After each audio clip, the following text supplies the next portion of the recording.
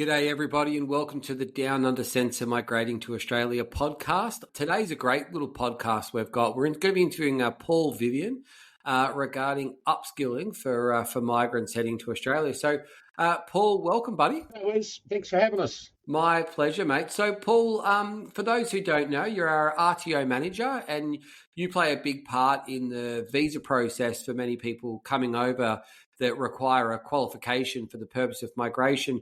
But today we're going to really focus on upskilling and how partners or just qualifications in general. So before we get started, let's hear a little bit about yourself and your background, mate. I've been involved in the electrical industry and security communications industry for about 40 years now. Have worked all around the world on some major projects. Came back to Australia about 15 years ago and decided to start teaching it, and have been doing so ever since. Doing the migration assessments, I look after all the telecommunications assessments and project management, leadership and management, and quality auditing. They come under my portfolio. And Paul, you've also been part of lots of RTOs and you're a big part of setting up the Down Under Centre with the TRA program as well. Just give us a background, just, in total, how many years have you been involved in RTOs and schools? RTO itself, I've been for 14 years. I've been teaching, and then I was in a management role in my last position, and that's how you and I met a while back during the TRA application, and prior to that with the electrical gap training. But itself is involved with RTOs and teaching, compliance, and stuff for around 14 years now. Yeah, it's quite a good background, and you're well respected in the industry. I know that TRA have asked you a few questions regarding certain occupations and qualifications, and you've made some really good legwork for lots of our migrants that have been probably stuck, especially lots of migration agents too, reaching out to you with possibly a CV in a scenario and saying, well, look, this is for a professional occupation, we need a relevant qualification. Here's a CV, and you've got those skills to look at that CV, look at the and then come up with a qualification, and the migration agent can then discuss that with the migrant, and then we get a positive skills assessment at the end of it. So it's been fantastic, and it's been good to have you on board with the Down Under Centre for the last few years, mate. So the first question I got to ask you, it comes up all the time. What does RPL mean? Good question. RPL is recognition of prior learning. So it's not actually you doing a course.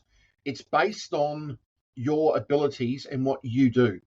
So when people come to us, especially a migration agent, they throw out the CV and say, look, this person's something, and they've got all these NVQ qualifications.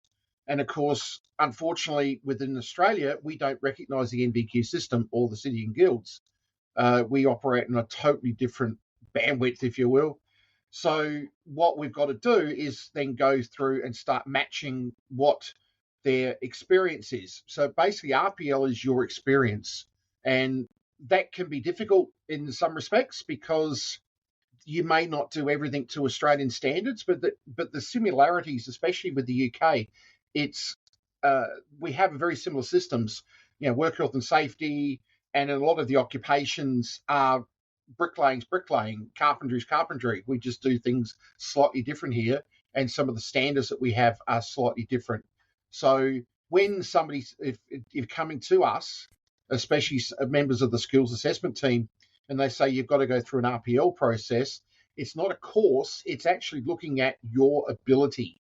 And there'll be a series of questions and evidence that you have to provide to justify your experience. And Paul, so this is important. So RPL, recognition of prior learning. So you're taking so when you're issuing a qualification, you have to follow units of competency that qualification must see. Is that correct? That's correct. So all of our AQFs or qualifications all have units of competency, and there are going to be units that are core or mandatory, and then there are going to be units which are electives. The elective ones, we can be a little bit more colourful, and so we can say yes or no, you can or can't do it. And usually those are the more warm and fuzzy type examples. And in Australia, we try to get into managing the different performance levels of people, managing conflict, managing resolutions, and also we do a lot in continuous improvement, which is something that is not done overseas or it's not managed by your employer. So yeah, units of competency, and all the RPL is really just taking the requirements from that unit and just showing that you can do that by either a physical evidence of showing photographs, videos, or in some occupations where that's not possible, is write a story. Just write us a story about how you would do it. And that really is answering the questions. And then, of course, most times you'll always be asked by an assessor through a technical interview whether you can do that. So they'll reference back to your story, something you might have done 20 years ago, but it's still experience. But you just can't physically show that in the way of a photograph or a video. Yeah, cheers, Paul. Because like it sounds really daunting and difficult doing a qualification via RPL, but in fact, I actually found it quite easy. I've done a few through yourself, and just because we're mates, you definitely didn't, make it super easy, but you gave us a guideline, and I was able to produce lots of documents. I remember I got my training and assessing qualification. I was able to demonstrate I knew those units of competency without having to actually attend school, which I found to be great when you assisted us with that. So guys, the RPL process of gaining a qualification, an Australian qualification, it might sound, me as a plumber, and Paul's quite an educated man, and he'll use big words. Paul, for me, mate, you use quite big words. But at the end of the day, you're basically gathering documents from what they already have, and you, the assessor, and you're a team of assessors. It's their challenge to get that information from you to match those units of competency, and at the end, deliver an Australian certificate which we'll talk about soon, which is really needed for people to progress and to have this, similar jobs to maybe what they have in the UK. A qualification is probably going to be needed for them to be in Australia. Is that fair to say, mate? Yeah, it is. The hardest part of the whole migration process, other than waiting for the visa, is probably the first stage, which is me, and that's welcome to the world of RPL. You need to get your AQF. Now, in most cases, you will need an AQF of some description. There are occupations, which we'll talk about later, which don't require an AQF. But the main thing is it's all based on your experience. So yeah, the hardest task is that first stage, the first stage of the journey, we call it, and getting all that information is difficult. That's why we prefer you to do that evidence collection while you've still got access to it. Don't wait until you get here to Australia to find the evidence, because you're not in the workplace. So therefore, it's going to be very difficult to do that. So try and do as much of your upskilling or RPL evidence while you've got the opportunity to use your workplace as your guide. Yeah, well said, Paul. We get that a lot with the skills assessments for the young guys on work and holiday visas at the moment. I get all the time, like, geez, I was so much easier if I was in the UK. I'm waiting for mum or dad or someone to get me documents. But at the end of the day, it's difficult to go, send your mum to the bank for a 25-year-old boy, because the bank, they want to see the 25-year-old boy, not the mum or the dad. So, Paul, what is the purpose of upskilling for migrants? Look, upskilling is really if you want to get into a better position. So in the case of a tradie, so let's talk about a carpenter. So carpenter, you go through the OSAP program, and you end up coming out with a certificate 3 in carpentry. But you might have been a builder all your life, or you've run a business, but you don't have that piece of paper that says, I can do project management, for instance. So the purposes of the upskilling is to take you from what you have give you that leg up, if you will, so that when you get here, yes, I've got my certificate 3, and you've got a piece of paper that says I've also got a certificate 4, for instance, in project management, which means you understand the principles of project management, and you might end up doing a couple of months on the tools, and then all of a sudden the employer will see your benefits and start giving you a supervisor's job. And to be honest, in what I've seen over the last few years, is the migrants actually tend to be the better supervisors, and they will always end up in a better job. But keep up with the paperwork, keep up with your qualifications, and you'll end up as the boss off the tools, earning a damn good wage, and your work-life balance is going to be a lot better. It's good timing you mentioned that, Paul. We did a podcast yesterday interviewing Lee and her partner Michael. He's a carpenter, and the first 2 jobs she said he got was in management off it, and with our employment team as well. It's just known that for example, this podcast is for everybody listening, but going back to what Paul said, UK migrants with trade backgrounds are highly sought after in supervisor roles. Now, going back to what you said, Paul, about upskilling. So I'll put a scenario to you. So let's pretend I'm from the UK. I'm a builder. I work for myself. I've got a passion to build houses. I want to come to Australia and build houses. I've done my skills assessment, so I hold my certificate 3. I was the main applicant. What do I need to become a builder to work in Queensland, for example? You need to be in a trade. So you've either got to be bricklayer or a carpenter or allied to that. Then you must be in industry for at least a year actually on the tools. Then you need to start, during that time, you need to sit for a diploma in building and construction. And then once you've got that building and construction qualification, you can then go to, in this case for Queensland, you can go to QBCC, which is the Queensland Building and Construction Commission, and they will then issue you your builder's license. However, there are different classifications of the building and construction qual, some of which you can do by RPL, some of it you'll need to do a course. If you can show that you've been in business, a lot of it can be done by RPL. A lot of it, though, on the accounting side and that sort of stuff, because of the GST and the differences in our taxation systems, you'd have to actually sit the course, which is not very long, and it's all online, which most of the courses now are online thanks to the pandemic. And Paul, the benefit, if we look at something, when you say, is a course cost the same if it was done via RPL or if it was done online? Are all courses generally the same? Yes and no. For most of the cost of the course, a lot of people tend to charge the same. In the case, because especially when you're dealing with migration, there's a lot more compliance involved. And because of the distance involved, if there's any communications between the client and the assessor, but normally the RPLs can be slightly cheaper. But when you start talking blended and you start talking online plus your RPL, most 9 times out of 10 it'll always end up around the same amount of money. Okay.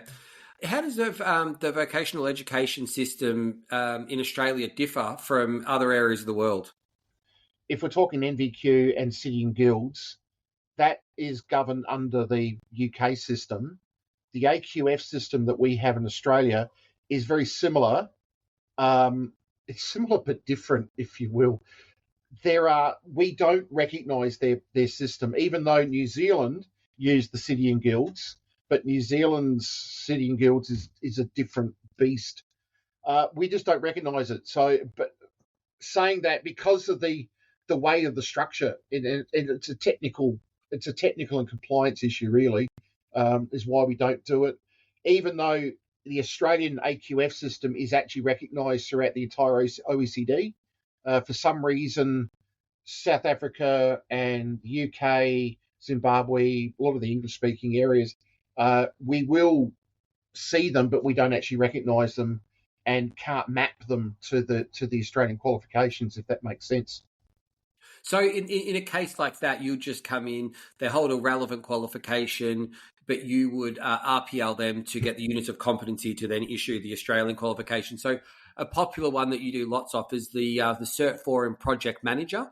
Would that be a good? Would you just run through how that would work for someone from who was a migrant coming in? With a Cert 4 in project management, if you had the equivalent to that in the UK, you'd be looking at a diploma or an NVQ 4 or 5, I think they call it, or a diploma in project management. But here in Australia, it's only a certificate 4. Um, so the certificate 4 is basically you're a project manager and you're looking after a single project with a few staff, and it's just one single project, start to finish. That's the project. So as far as the NVQ, recognizing it from the NVQ, we wouldn't. A lot of it we'd still do by RPL. The principles in the case of project management are still covered under what we call PMBOK, or the Project Management Book of Knowledge. It still follows the same principles, except we just do things a bit differently. But the thing overall is we can't recognise the NVQ, so it's just done purely by RPL, which, to be honest, is the paperwork's the same. So you just produce the same paperwork, and we can just issue the same qualification, except under an Australian banner instead of an offshore banner. Yeah, it's a very popular one, that the Cert 4 in Project Manager. We get that all the time. I think when people see jobs advertised for supervisors, project manager, me and you both know that Australia loves a qualification. You need a certificate for everything. We got obviously the basic certificates, like the white card. So if you're in construction, your white card's the Aussie version of the CSCS card. And I think something like that's pretty simple. And the RSA and, responsible service of alcohol, responsible service of gambling, they're sort of smaller ones. I think today's more about, helping that person. Because Paul, from your experience, and I know from my experience, you get lots of people wanting to start fresh and maybe change roles. And do you find that, maybe we've migrated someone, or you're chatting with someone maybe to give them a diploma of roofing, metal roofing or roof plumber, and then maybe the partner or someone is keen to upskill. What sort of qualifications or upskilling would you recommend for someone who's looking for a fresh start? When I do a skills assessment with a migrant, I'll actually do a one-on-one Zoom call and go through with them about their own qualification. But I never, ever forget about the partner, because you are migrating with your family. So I'll always ask for the partner to be present, and I'll start talking to them. And 9 times out of 10, they are a stay-at-home mum, uh, or doing something which they don't quite like. So we'll start looking at what they do like, and then we start communicating, and then we'll have another chat with them one-on-one. How can we help you? What is the area that you want to go into? They might be an admin assistant at the moment, and they want to get out of that and start doing something else. So what is it that we can help you with to give you that leg up? So when you get here, you've got that Australian piece of paper that says, I hold an Aussie qual, I've got the experience from overseas, now help me get a job. And that's exactly what we help to do. So it's not just the primary applicant on the visa, it's also the rest of the family. So in this case, the husband or wife, if they happen to be the secondary, we always try and help both. And that's as part of the service that we offer. Paul, what are the most in-demand qualifications for migrants? As far as upskilling goes, it's always project management and leadership and management. It's always management roles. We do get some inquiries for hospitality. You might be looking at a certificate 3 in hospo. You could be looking at something in business, so you don't have quite enough experience. We've also looked at accounting. We have some deals coming up very shortly where we can also help you get your real estate licenses in Australia. So I'm already a property manager in the UK, and I want to start doing real estate or property management here. then we have an organisation that we can use, and we can help you get all of that done prior to actually arriving. So those are kind of the areas that we look for in upskilling. As far as the the rest of the migration system, it's varied. At the moment, the big push is for the nursing in medical, the medical area, nursing area, and it's unfortunately the government is slowing down with the trades. There are reasons for that, but that's kind of the areas that we're currently looking at. What are the what are the common challenges people face when enrolling into art, like into schools and everything in Australia? In the RTO system, uh, getting here is the number one issue. Yeah, you can enroll in with an RTO when you're offshore. Not a lot of RTOs do it. That's why we specialise in pointing you in the right direction to be able to do what you need to do. There are certain hoops that you've got to jump through to get that qualification recognised, especially if you do actually do a qualification from offshore. When you get here, the one thing that I will recommend highly to people is go back to the person that's issued it, or back to the RTO that issued it, and get them to put your new address and new contact details. And it's vital that you use the system called USI, or a unique student identifier, which is on all the application forms. Make sure that that information is on there, because with that you're able to make sure that all your records are in a central location now. So that's probably the biggest challenge. Is You can do a lot of it from overseas. Obviously, trying to get support from the assessor, you got to wait, the 12 hours difference. But that's really what all the differences are. What like so many people will ask. I know you always get cross with me about this one, but what's stopping people from issuing just a certificate, Paul? Why can't you just go out there as an RTO and just issue someone a certificate 3 in project management? What's stopping you from doing that? There's nothing stopping from doing, other than if I don't have the correct evidence, then I get shut down, or the organisation I work for, they'll end up losing their license to operate. So So it's vital that we do it properly. And there are organisations out there which don't do it properly, and they have come undone. And sometimes when you go to an authority, a registry authority, and with your certificate, and they reject it, and then all of a sudden now you've got a problem. And it ends up being a big problem too for the purpose of migration. When TRAs, for example, is the assessing body, and someone's got a qualification that they believe is from from a registered training organisation, and it works out it's not. It's a fraudulent one. So how do people go about making sure? Obviously, they can contact you or us, to find that out. But how do people know if the RTO is legit and they're not being scammed? Yeah, that's the problem. It's a lot of people will go online and just do a Google search for the qualification they're looking for. Usually, the first searches will come up are not RTOs. They are operating as third parties. We have had one in particular, without naming names, but he ended up with a certificate 3 in a qualification, but he only had enough evidence for a cert 2. And when he went to get his license, the regulator actually pinged him, and he came very, very close to being fined and imprisoned for falsified documentation. And the RTO involved actually got shut down because of that. So if you're not sure, ask.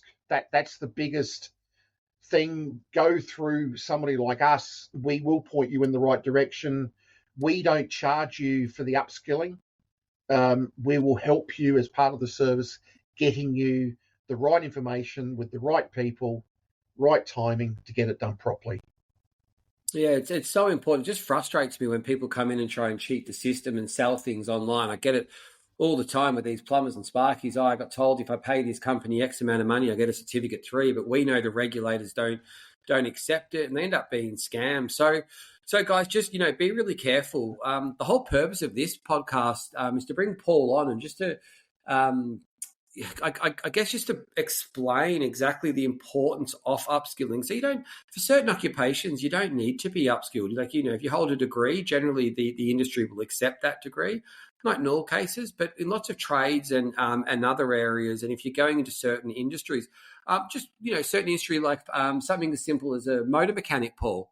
They're required. They are I can't say that word now. Required to hold an Australian qualification in which states, mate? Just off the top of your head, which states is a motor mechanic required to hold a qualification to get a license?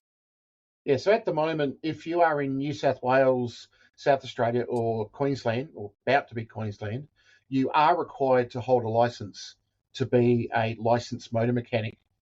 And that's purely because the licensed motor mechanics over here do what you guys do as the MOT in the UK. They do all the vehicle checks and vehicle assessments, so they have to be licensed.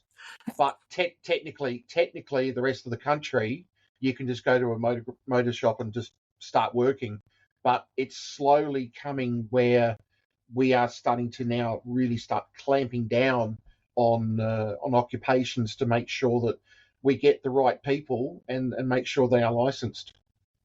It's so probably hard for the listeners to understand that, but how certain states have requirements and other states don't. So for those listening, Australia is a very large country, and we've got different states and territories, and those different states and territories have the power to make legislation and rules that cover the industry. So sometimes they'll say, like, if you're moving states as well, Paul, you'll see that maybe someone moves from Vic to South Australia, and then they've been working in Victoria. They didn't require a registration as a motor mechanic or to hold the qualification. They then call us up saying, I've moved to South Australia. My employer's asking for this. How does it work? And, we sort of say, I guess we don't make the rules, but you just look at something so simple like a motor mechanic and the complications of identifying the state that you're in. So guys, if you don't ask the questions, you don't know. So, what would where would clients find this information, Paul? What are the first steps the migrant should do to look at upskilling in Australia? Go to the relocation website, relocation.downundercentre.com, and look at the state that you want to move to. On the right-hand side, there is a tab called Upskilling. Just click on that. Have a look at some of the qualifications that we do through the Down Under Centre. Remembering the Down Under Centre is not an RTO. We partner with RTOs, or registered training organisations. If there is something that we don't do, then we will find somebody that will be able to help us. Like the other day, we had a printer, somebody who was in the printing industry, something we've never done before. We managed to find someone, connect them up, and now they're getting their AQF to be a digital printer. So that's where I would start. First of all, if you're not sure whether or not your occupation requires a license, then you need to go to the fair trading website for that state that you are going to be moving to. And I guess the number one thing, Wes, is you need to have a rough idea where you're going to go to. That's the number one thing that I always ask. If you're doing a relocation service with Lisa and her team, you always get directed to the state that you're going to be going to. There's a reason for that, is because each state, as Wes says, it has different rules and regulations. New South Wales is the most over-regulated state in the country. Basically, every occupation you've got to hold a license for. But it's just a matter, it helps us help you. So the more information you can tell us, the better off we are going to be able to do to be able to offer you the better service. And listeners, don't be shy about asking your employer too. Is there any relevant qualification? Because what I find with employers, Paul, is they'll there's such demand at the moment. It's just nuts. I did a webinar this morning. I had the pleasure of waking up at 4 a.m. on a Wednesday morning. Anyway, got through the webinar, and I said during the webinar, I'll get calls from employers today looking for people, and fair enough, it happens again. They're so desperate just to find to find migrants to come over. And then when you start asking, explaining how the qualification system works, and this particular one was an electrician, and they just totally forgot about what it takes to become an electrician in Australia.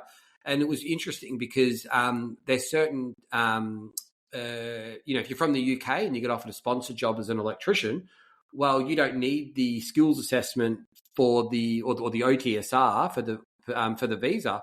But when they come here, Paul, they need that to gain a provisional license. So listeners, definitely ask your employer when you are looking for jobs and when you're hunting around, just, if any qualifications are needed. And employers are pretty good. Sometimes, depending on the size of the business, sometimes they may have their own internal training provider, but most times they'll probably just assume that you've got it because they're just used to hiring Aussies. So as Paul mentioned, if you can be gathering the documentation before you leave, and it goes back to the perfect practice makes perfect and asking the right questions.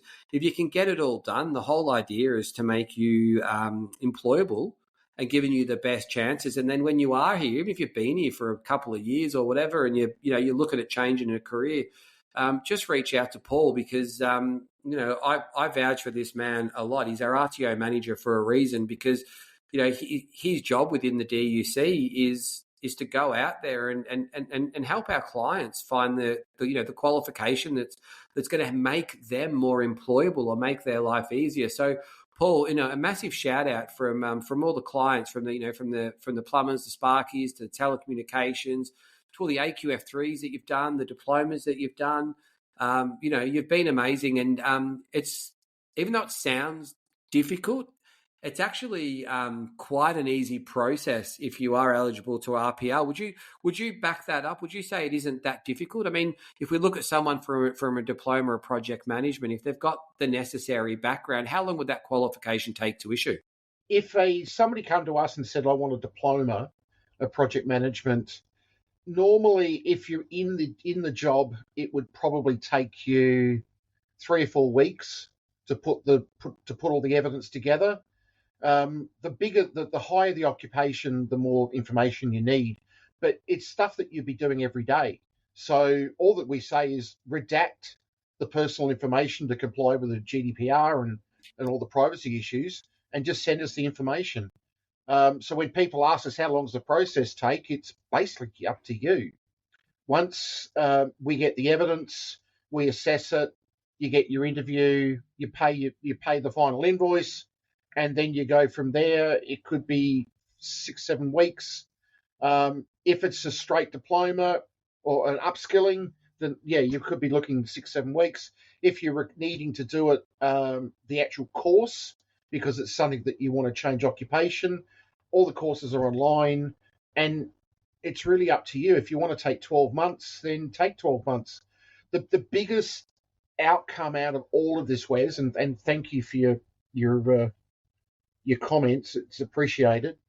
The biggest thing out of all of this, and this is imperative, if you're coming over on a working holiday visa, for instance, and you're an electrician, and you want to get here and work as an electrician during your working holiday visa time, Australia, you need a license. End of story. So get all of the stuff you need done before you leave. And I cannot emphasize that enough. Every night I'll be on somewhere talking to somebody and they'll go, I'm here already, now what do I do? So you can split the process, start it over in your home country, then when you get here, then do the last part of it. But it's imperative that you, number one, don't ask for advice on Facebook. That is my number one thing, is migrants or former migrants who are on Facebook have done it an older way, and not everybody's circumstances are the same. So please, if you ask the question on Facebook, you'll guarantee get the wrong answer. Speak to us. We know what we're talking about. This is what we do for a living.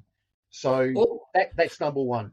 Yeah, and just going to that, and if you are going to ask on Facebook, I mean, it is a common thing, just maybe ask the person when they got it too, because I'm with you on that, Paul, as well. I'll hear people say, oh, it was a nightmare getting my electrical qualification, but I might have migrated that person 8 years ago. So what it might have been horrible back then, but there's definitely been some massive steps that you've been a part of, I guess, to make sure that life's become easier for gap training. So 100% ask that question. And definitely, guys, take Paul's advice. Get all the documents you can before you go. You can sign up with our agency service. It never expires. And for you, Paul, when someone's doing an upskill, at what point do they make payments to you or to the RTO? Okay, most RTOs will not ask for a payment until the end. If you're dealing with myself and I work with another organisation, we won't ask for money until the end. Most RTOs cannot charge you any more than $1,500 at a time, and that is government legislated.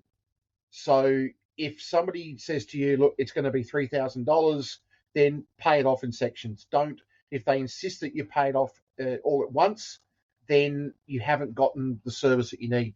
So my advice to you is follow the legislation that says $1,500 slabs at a time.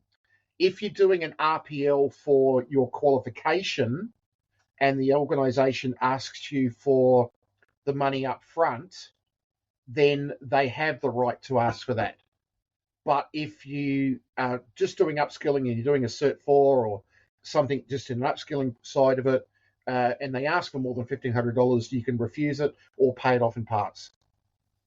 Yeah, good work, Paul. I guess it's how you catch people out from, those shonky RTOs that might ask for, or pretend ones, like you get pretend migration companies too, charge you a fortune up front when they haven't even done the work. But people believe that that's what they're going to get. So that's really good advice. Paul, anything you'd like to add, mate, before we close this podcast up? No, look, thanks again, Wes, for giving us the chance.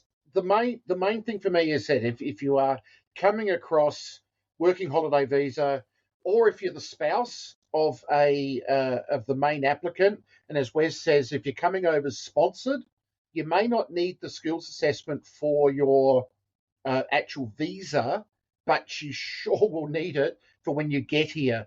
So assume that you're going to need, especially if you're an electrician or plumber, you definitely have to have an OTSR. If you're working holiday visa, you do require that OTSR. You may not at the moment for New South Wales, that's the loophole, but that loophole is closing very quickly.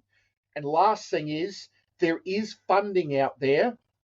If you are in Western Australia, there is funding available for you as a migrant. And also now in New South Wales, there is funding if you are already here in Australia and you're an Australian citizen or a permanent resident and you haven't done your OTSR, there is funding available through New South Wales. And if you are an electrician, you can go to the Electrical Gap Training Facebook page, and on both of them has the information about the funding for for Western Australia. And also I hear that there is now funding available in South Australia for migrants as well. And that just is an extra kick to help you with your fees and getting you started in the country. So really that's about all, Wes, from us. And said everything you need to know is on the relocation website. There is sections in there under skills assessment for the gap training, and then under upskilling is all the qualifications that we have available currently. And if there's something on there that you don't have and you really would like, there's also the section where you can ask us a question on there.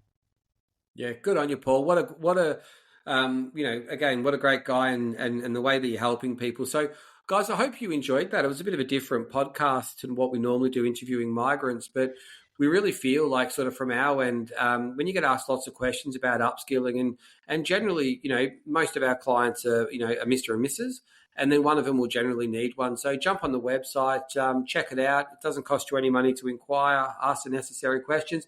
And if we can help you, we will. So, guys, cheers for tuning in, and we'll catch you on the next one. Thanks for joining us, Paul. Thanks, Wes. And there will be another podcast following shortly about the gap training as well. Don't forget that one, Wes. Yes, so plumbers, sparkies, and refrigeration mechanics, join that one. But, Paul, you're an absolute star, mate. We'll catch you soon, buddy. All right, Wes. See ya.